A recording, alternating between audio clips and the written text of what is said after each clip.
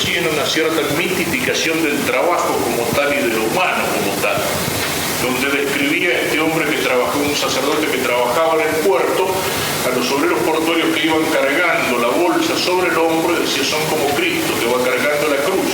Pero no solamente va cargando la cruz, sino que van llevando las bolsas por la pasarela hacia el barco. Y el barco tiene un mástil, el mástil tiene forma de cruz, o sea, el trabajo lo lleva necesariamente a caminar hacia la cruz, es decir, a caminar hacia Cristo. Y exaltaba como valor fundamental del proletario en lucha la solidaridad como solidaridad de clase, olvidándose que la solidaridad de clase, ubicada en una concepción de lucha de clases, es la ruptura de una solidaridad anterior y superior, que es la de la pertenencia a esta sociedad determinada, a esta comunidad determinada, en la cual la lucha de clases introduce una división dialéctica. Pero la teología de la liberación lo afirma así y señala que es una forma de alienación el querer hacer del amor al prójimo un amor universal que abarque a todos, opresores y oprimidos. La caridad tiene que hacerse praxis. Si se la mantiene en ese amor universal, no llega a ser praxis, es a lo más una afirmación teórica. Lo mismo que pasa aquí en la fe, cuando decimos la fe es compromiso con la historia. Si nos quería señalar en eso una frase de Sobrino, con respecto al amor a los enemigos. En el cual dice que el amor a los enemigos no implica que dejen de ser enemigos, que es el que mandamos al cielo. Justamente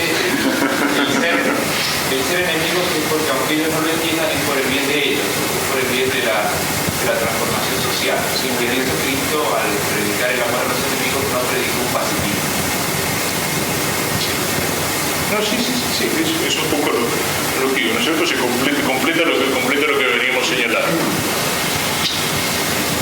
Bueno, esto es uno de los puntos el primero de los puntos que quería señalar, ¿no es cierto? En el plano del organismo sobrenatural, el plano del organismo sobrenatural en el cual se encuentran las virtudes teologales. En lugar de la gracia, es decir, de la divinización del hombre como don, la divinización del hombre por el esfuerzo de su libertad. En el lugar de la religión del verbo que se hace carne y que nos diviniza, la del hombre que por su esfuerzo se diviniza para ocupar el lugar del verbo. Y esto expresado en estos tres niveles y en esas dos tendencias. En la más teórica, más dogmática, más doctrinaria del marxismo que penetra en la teología de la liberación, y la otra que no suele tanto expresarse doctrinariamente, sino que aparece como una praxis y sobre todo como una praxis de la sensibilidad en la cual, lo repito, la mayor parte de los que se comprometen o penetran no tienen conciencia clara de eso. No tienen conciencia clara de eso. Por eso es complicado decir el tema que existen dos iglesias. De hecho, hay una dilución de la fe en esa sensibilidad, hay una dilución de las virtudes. Hay una religión que va poniendo el hombre en lugar de Cristo, pero no con afirmaciones, con un contenido de fe, con palabras que siguen siendo las mismas en muchos casos, pero que son vaciadas de su contenido, con una inversión que coloca lo inferior, lo psicológico, lo que es sentimiento, en lugar de lo superior, de lo que es inefable, del espíritu. Tal vez ahí es donde está el trabajo pastoral o apostólico, que se lo puede discutir sobre todo se toque temas así directos en el aspecto pastoral, o sea, cómo concientizar eso, cómo hacer abrir los ojos. Y sobre todo, porque una cosa es enfrente al teólogo de la liberación, o al que está ubicado en una postura agresiva, y otra cosa es enfrente al otro, que es un pobre tipo confundido. Y aunque uno rechaza las posiciones, sería mucho más duro y más injusto rechazarlo a este pobre muchacho con la mejor buena voluntad del mundo, pero confundido. Y si uno le dice, vos adorás al hombre en lugar de Cristo, le dice, no, yo lo adoro a Cristo. Pero ese Cristo que está, alguna vez se lo señalaba, ¿no es cierto? Esa expresión que se suele escuchar como un rechazo de algo que puede ser real, que es ese cierto intelectualismo de la fe. La fe no es adhesión a una doctrina, sino adhesión a una persona. Yo decía, si se lo dice así, es falso. Si se lo dice así, es falso. La fe es inseparablemente adhesión a una persona y a lo que la persona me dice, a la persona de Cristo y a lo que Cristo me enseña. Y vuelvo a la persona de Cristo si no me interesa o si dejo de lado aquello que Cristo me enseña. Pero cuando se deja de lado el contenido, la adhesión a la persona se vuelve una adhesión puramente sentimental e inefectiva a un Cristo que en la realidad no existe. Así como la tendencia esa de la teología de la liberación, el marxismo que utiliza o intelectualiza para insertar, meterse en la iglesia, ¿hay alguna otra ideología, podemos decir, que utiliza esa tendencia psicologista para, o se le podría... Mira, yo no me animaría tanto a definirlo como una ideología. Creo que puede ser utilizado por muchas cosas, pero no, incluso puede darse un paso de la una a la otra. O sea, ese muchacho, y de hecho pasó, o sea, en la muchachada que algunos grupos o movimientos católicos partieron hacia la guerrilla, incluso terminaron muertos, no estaban solamente el tipo que el tercermundista que concientizaba doctrinalmente con una orientación marxista, sino que en algunos casos esa concientización se daba a través de la sensibilización. Y a lo mejor el sacerdote concientizador no llegaba hasta las últimas consecuencias, y no era el tercermundista. Pero el muchacho creaba, digo, porque he conocido varios casos, o sea, creaba toda una sensibilización interior, todo un afán de compromiso, toda una cosa que estaba hirviendo ahí adentro, pero que no encontraba canalización. Y en un momento ese muchacho se aburría de juntarse todas las semanas para contarse experiencias de vida en un grupo parroquial, y dice, no, el compromiso lo tengo que vivir en algún otro lado, en la realidad. Y entonces esa realidad la iba a buscar en la cosa marxista. Yo conocí en Buenos Aires un caso de un grupo de muchachos que estudiaban sociología en la Universidad Católica y que en ese momento toda la facultad de sociología estaba totalmente en una concientización marxista. Y estos muchachos resistieron durante toda su carrera porque se recibieron, eran una minoría que estaba en oposición y choque con sacerdotes como Carbone, como Mujica, etc. como el padre Gelman. Y una vez que salieron de allí, empezaron los enganchó, un sacerdote jesuita, cuyo nombre no quiero acordarme, los enganchó para unas misiones populares en una zona carenciada. Y lo que estos muchachos durante 5 años de estudio los había mantenido en una firmeza intelectual, en una postura católica, digamos, tradicional, se les vino abajo a través de la sensibilización por el contacto con la miseria. De mala manera, ¿no es cierto? Porque ese contacto con la pobreza, con la miseria, uno pueda producir reacciones, sí, pero de mala manera. Y de esos muchachos, 3 o 4 terminaron muertos. Uno fue de José Luis Dios, que había sido aspirante en la Iglesia Católica y que colocó la bomba en la Secretaría de Planeamiento del Ejército, donde murieron 13, 14 personas, incluso compañeros de trabajo de él. Otro es un hijo del general liberal, que ustedes conocen, que es un santo varón de nombre de gran mérito.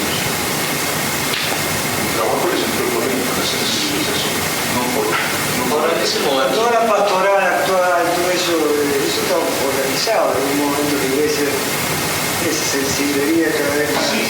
Sí, pero yo digo que es más difícil de definir ideológicamente. Uno podría ubicar es más difícil de definir ideológicamente. Hasta demagogia y un poco. Sería más un espíritu, una distinta que en realidad, no sé, que se producen cosas. Y yo veo que es una, y por eso lo ubicaba con una religión del hombre, veo que es una carencia de trascendencia, es una falta de sentido del misterio, del sentido de lo sobrenatural, un quedarse en la cosa horizontal. Y entonces ahí es donde se invierten los conceptos. O sea, las mismas verdades religiosas, incluso cambiando mucho menos el lenguaje de lo que lo cambian lo que la teología de la liberación, sin embargo ese lenguaje está vaciado de contenido y tiene un contenido de cree que es sobrenatural, pero no es sobrenatural, es psíquico. Su madre es muy bien el modernismo, ¿no? Está aquí como... Bueno, es lo que yo señalaba en ese vaciamiento de la fe, ¿no? O sea, la sensibilidad empieza por la inversión que hace Lutero haciendo pasar la fe de la inteligencia a la voluntad. En el pietismo protestante, la Germánica y todo eso llega, digamos, baja todavía de la voluntad a la sensibilidad. Y en ese nivel es donde penetra en la Iglesia Católica a través del modernismo al principio del siglo. El modernismo al principio del siglo asume de alguna manera todo lo de Schleiermacher acerca de la fe como sentimiento religioso.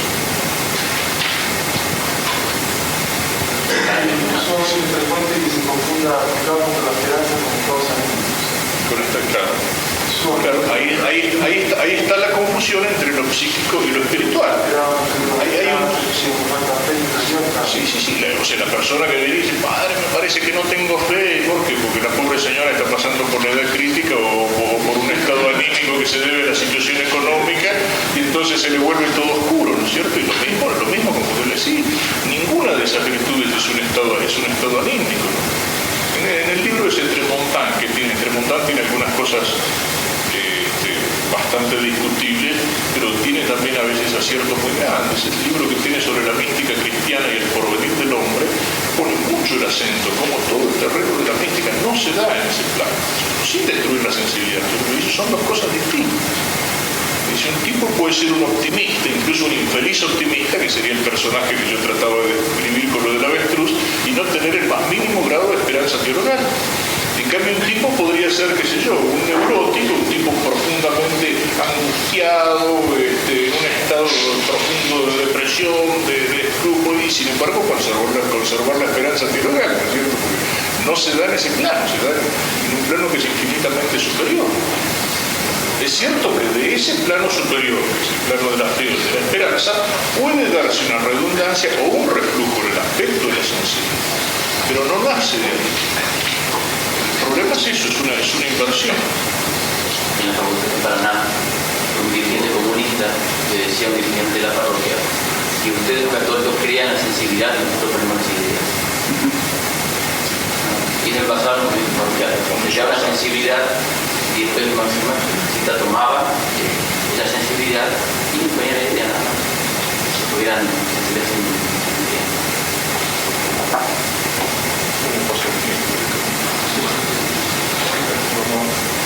Vamos a dejar simplemente una referencia. Yo, en alguno de los problemas contemporáneos, dos cosas que quisiera señalar. Los sacerdotes que asistieron a la reunión de clero recuerden que yo lo traté allí.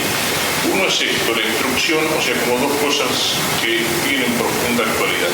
Una es esta instrucción sobre el respeto de la vida humana naciente y la dignidad de la procreación. Es decir, lo que salió en los diarios, si alguno no lo ha leído en el documento, como la respuesta de la Iglesia al problema de la fecundación artificial. Creo que tiene mucha mayor importancia que eso, que ser una respuesta al problema de la fecundación artificial. Por un lado, por algunos elementos doctrinales que encierra y que me limito a señalarlo muy brevemente. El párrafo segundo, donde habla de la ciencia y la técnica al servicio de la persona humana. Si recuerdan lo que decía el padre Biestro ayer cuando hablaba de que la ciencia en algún modo nacía mal parida porque nacía, digamos, no como dependiente de la sabiduría, sino al contrario, afirmando su independencia en frente a una sabiduría superior. La ciencia y la técnica no pueden indicar por sí solas el sentido de la existencia y del progreso humano. Por estar ordenadas al hombre en el que tienen su origen y su incremento, reciben de la persona y sus valores morales la dirección de su finalidad y la conciencia de sus límites. Sería por ello ilusorio reivindicar la neutralidad moral de la investigación científica y de sus aplicaciones. Por otra parte, los criterios orientadores no se pueden tomar ni de la simple eficacia técnica, porque es uno de los principios morales que rige la investigación científica. Es posible realizarlo con la ciencia, por tanto, el bueno, ni de la utilidad, ni de las ideologías dominantes. Y una frase que dice, la ciencia sin la conciencia no conduce más que a la ruina del hombre. Esto después lo aplica de una manera más concreta cuando habla de la concepción del hombre y de las intervenciones biomédicas.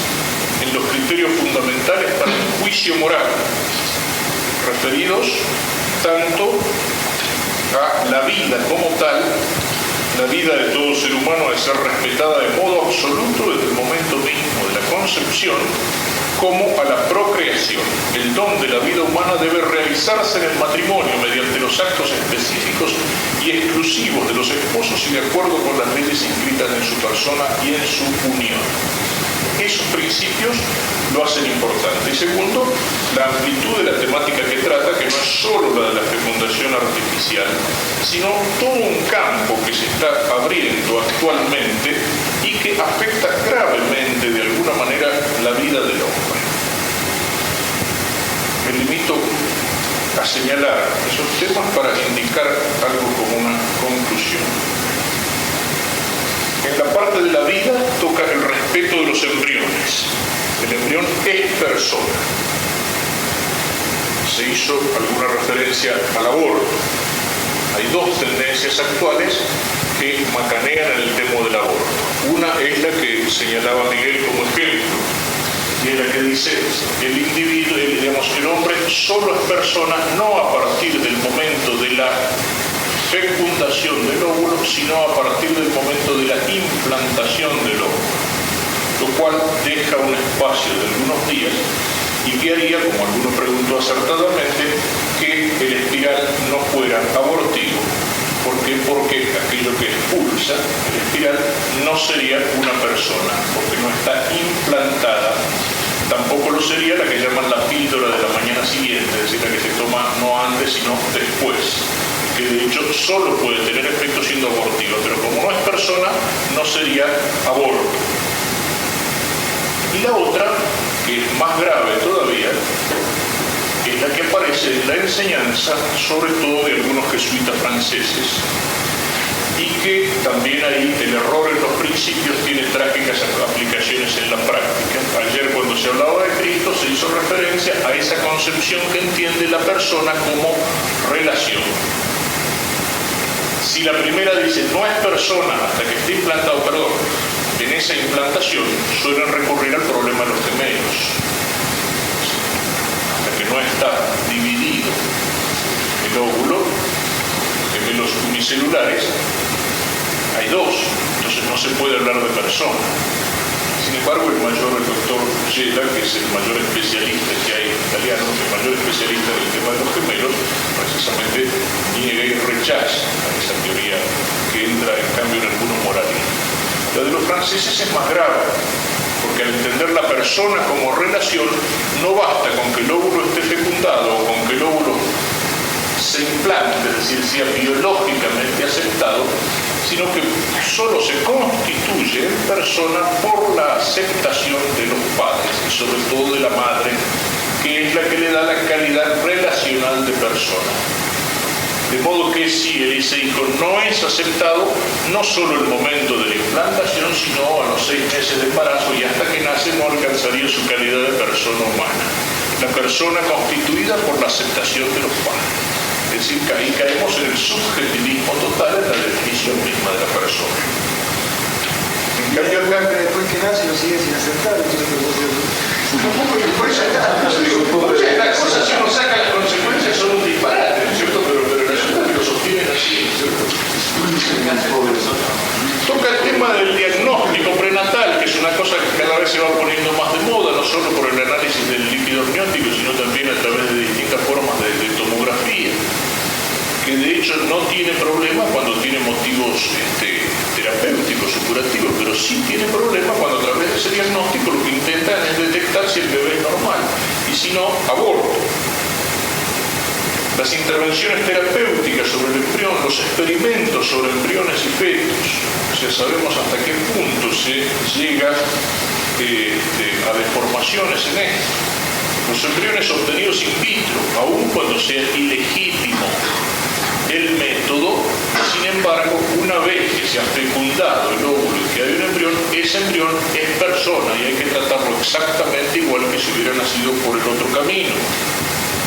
Y luego otra serie de procedimientos a los cuales algunas veces hemos hecho referencia en la clase de moral, las quimeras, es decir, los intentos que existen y en los cuales se está trabajando en distintos lugares. En Japón, por ejemplo, hay trabajos bastante avanzados en esto, de saltar la barrera específica, es decir, producir mixtos de seres humanos con animales, o la gestación en útero animal,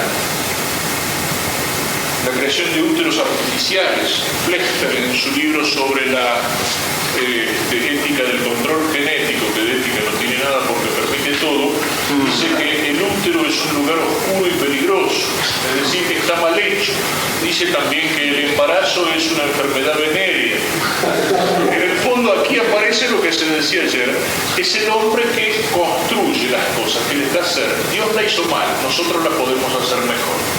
Entonces es mejor fecundar in vitro, y no solamente fecundar in vitro, sino gestar in vitro, que la fecundación siga el camino que Dios hizo, porque Dios no entendía mucho cómo venía la mano.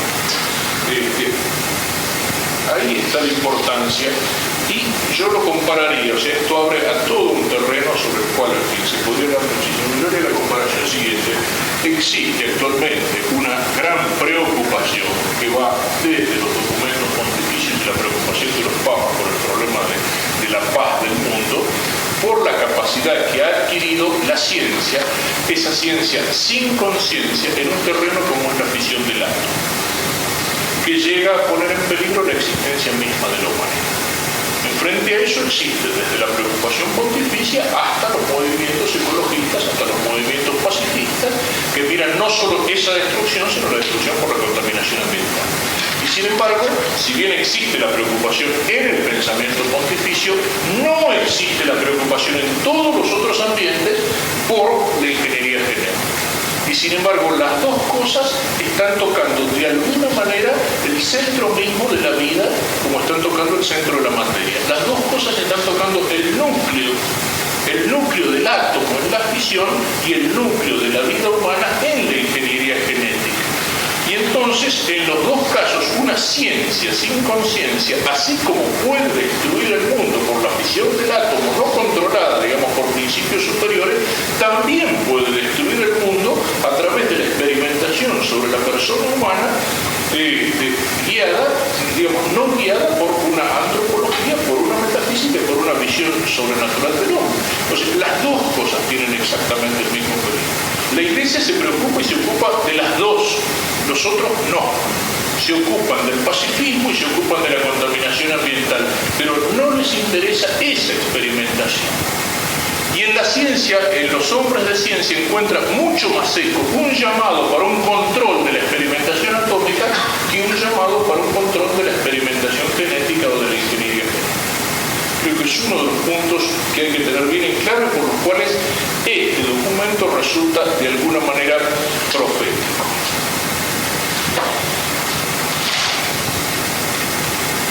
Para ver hasta dónde se puede llegar, acá me mandaron la otra vez, que un artículo aparecido en el suplemento deportivo del diario El Comercio de Lima, que habla del embarazo artificial como lo último en doping para el deporte. El embarazo por inseminación artificial como fórmula para mejorar el rendimiento es una práctica cada vez más extendida entre las atletas, según denuncia hoy el diario británico Sunday Mirror. El descubrimiento de que la capacidad muscular se incrementa en las primeras semanas del embarazo ha sido aprovechado por los atletas de los países del este para obtener mejores resultados, revela el diario. Una vez conseguido el objetivo con el beneplácito en muchos casos de los dirigentes deportivos, las atletas recurren al aborto según el informe. La realidad supera todo lo que uno puede imaginar. ¿Cómo el embarazo incrementa el rendimiento muscular? Embarazo antes de la competencia. Una vez que termina la competencia, el urino sirve más al diablo. Entonces, aborto. Pero no creo que lo hagan por fecundación artificial. Ahí no respetan la prueba. Ahí pone por fecundación artificial.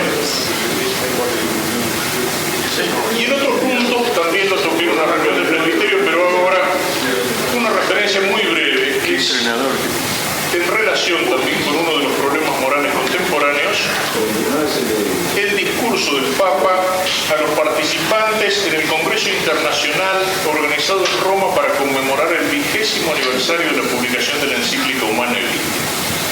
Y me limito a señalar una o dos cosas sobre esto, también por la importancia que tiene.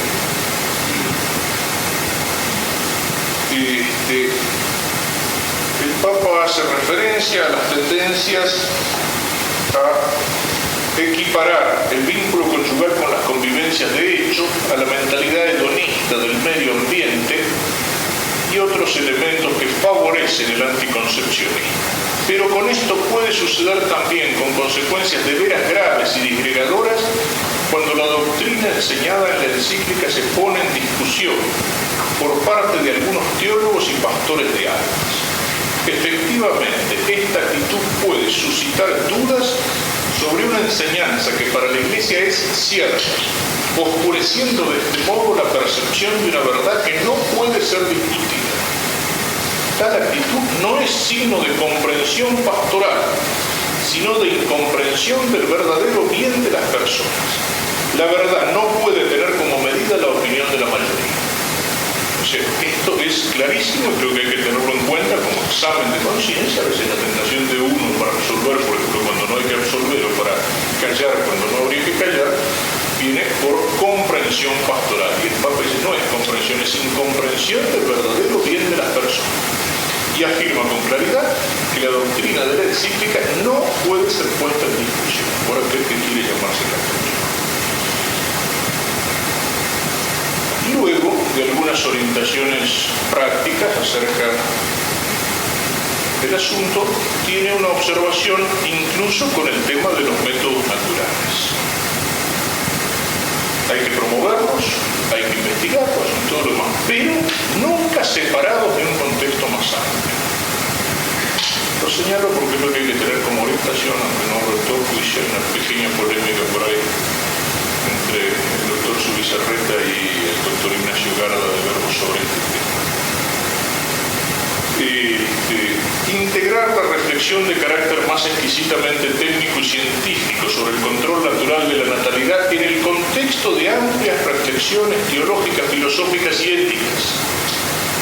En efecto, otro modo de debilitar en los cónyuges el sentido de la responsabilidad en cuanto a su amor conyugal es el de difundir la información sobre los métodos naturales sin que vaya acompañada de una adecuada formación de las conciencias.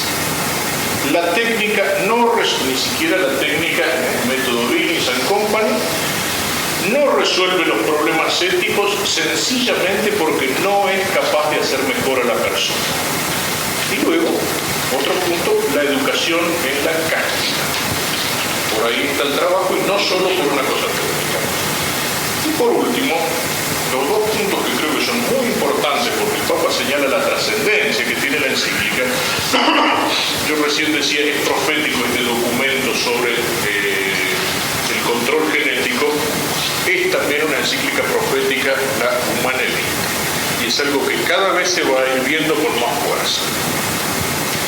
20 años después de la publicación de la encíclica se puede ver claramente que la norma moral que esta enseña no va solo en defensa de la bondad y dignidad del amor conyugal, y por tanto del bien de la persona de los esposos, sino que tiene también un alcance ético más amplio.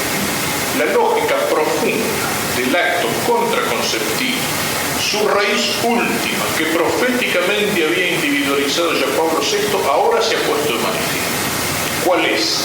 Es decir, qué es lo que está en el fondo del acto anticonceptivo, y señala dos cosas muy relacionadas entre sí. La lógica dice que es una lógica antivida. En estos 20 años, numerosos estados han denunciado su dignidad de ser los defensores de la vida humana, inocente, con legislaciones abortivas. Cada día se lleva a cabo en el mundo una verdadera matanza de inocentes. Lógica antivida en el fondo del anticoncepcionismo, es decir, rechazo de la vida. También es otro aspecto que yo suelo señalar, porque en nuestro tiempo, en el cual se habla, cuando estaban más de moda todavía las teologías del trabajo, se decía, la misión del hombre es colaborar con Dios para transformar la obra de la creación, colaborar con Dios, que es cierto. Pero mientras el acento de eso se lo pone en la transformación de la materia, en el trabajo y todo, sin llegar a las exageraciones de Jean Chardin, ¿qué pasa? La colaboración del hombre con Dios creador en el acto de comunicación de una vida se desprecia o se rechaza. ¿Y en qué momento el hombre puede colaborar más íntimamente con el Dios creador que en ese momento de comunicación de una vida? ¿En el orden natural? Ninguna colaboración con Dios creador para mejorar el mundo, para transformar la materia, para crear ninguna es tan íntima como cuando uno es instrumento de Dios para comunicación. En el orden natural no hay una solución. En el orden sobrenatural sí, y es aquella a la cual estamos llamando la comunicación de la vida de la gracia, de la vida de Dios. Pero no en el orden natural. Lógica antigua. ¿Qué raíz?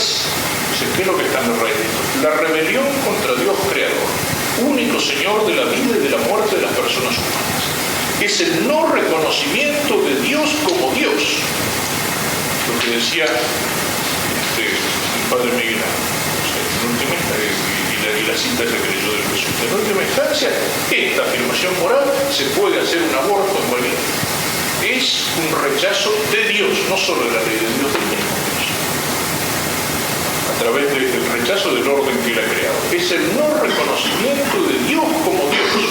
Es el intento intrínsecamente absurdo de construir un mundo en el que Dios sea totalmente un extraño. En el Observatorio Romano del 17 de abril del 88. Lo recomiendo tenerlo, lo recomiendo releerlo. Y termino señalando la consecuencia concreta de lo que dice el Papa acá. ¿Qué es lo que está en el fondo de la anticoncepción? Es una lógica anti-vida, es el rechazo de la vida. Puede parecer exagerado, pero hay una cosa que es real.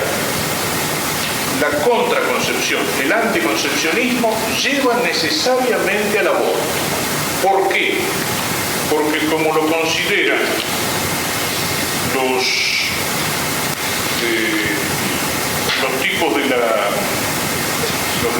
los diversos promotores del control de los nacimientos, el único método anticonceptivo eficaz a la larga es el aborto. Todos los otros métodos tienen sus inconvenientes, tienen sus fallas, tienen sus fracasos. Entonces, se recurre, luego de intentar diversos métodos anticonceptivos, se recurre al aborto.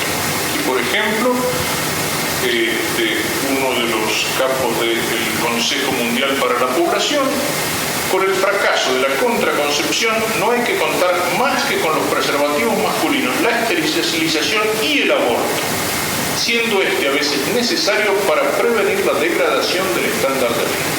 O sea, la anticoncepción, el rechazo de la vida, lleva al aborto. Y el aborto, y es otro tema que se va imponiendo cada vez más de moda, el aborto lleva a la eutanasia.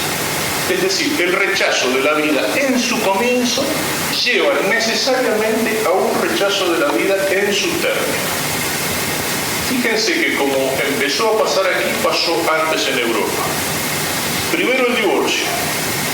Después del divorcio, la ley del aborto. La tercera ley en la que se trabaja después de eso es la de la eutanasia.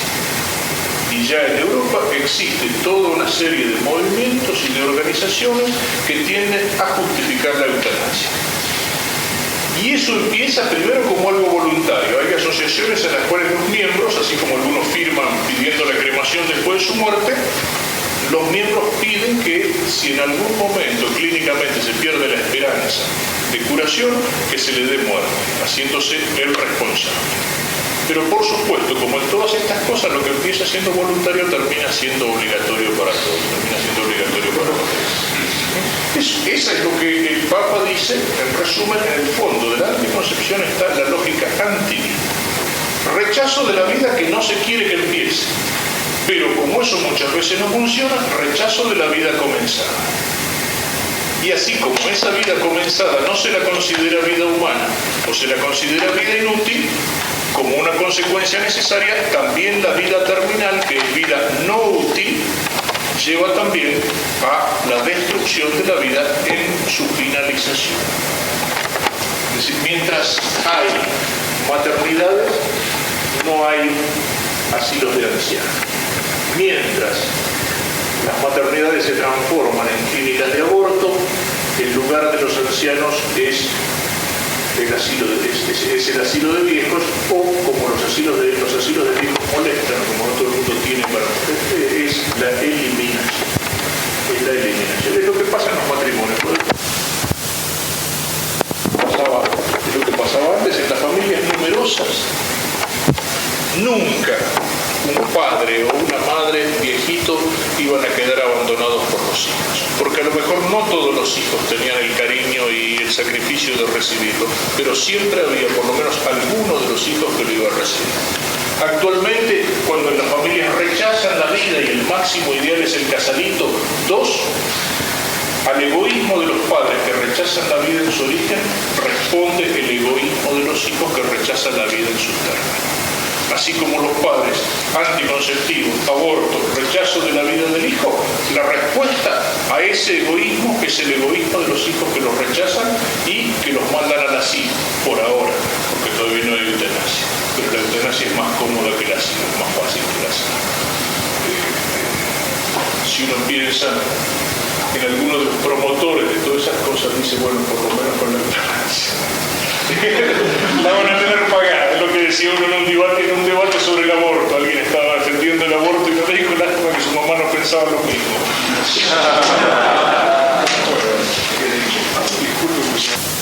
En el cielo afirma nuestra esperanza, que es como un ancla. Por eso ya desde la imagen de las catacumbas la esperanza aparece en sus símbolos como un ancla. La expresión de San Pablo, el hecho de que el ancla aparece figurando la cruz, a veces en algunas inscripciones de las catacumbas, lo mismo que el símbolo de la esperanza, que es el color verde, como la primavera, como el renacimiento después de la muerte del invierno, el renacimiento de la naturaleza, las imágenes de primavera, incluso con viñas, con frutales, aparecen en las catacumbas como símbolo de la resurrección, entre los diversos símbolos. Job en el vientre de la ballena, el ave fénix que renace de sus cenizas, etc. Entre esos símbolos la primavera unida a la resurrección, es decir, es esperanza. Santo Tomás explica en el comentario de Hebreos 6:19, explica esta imagen del ancla.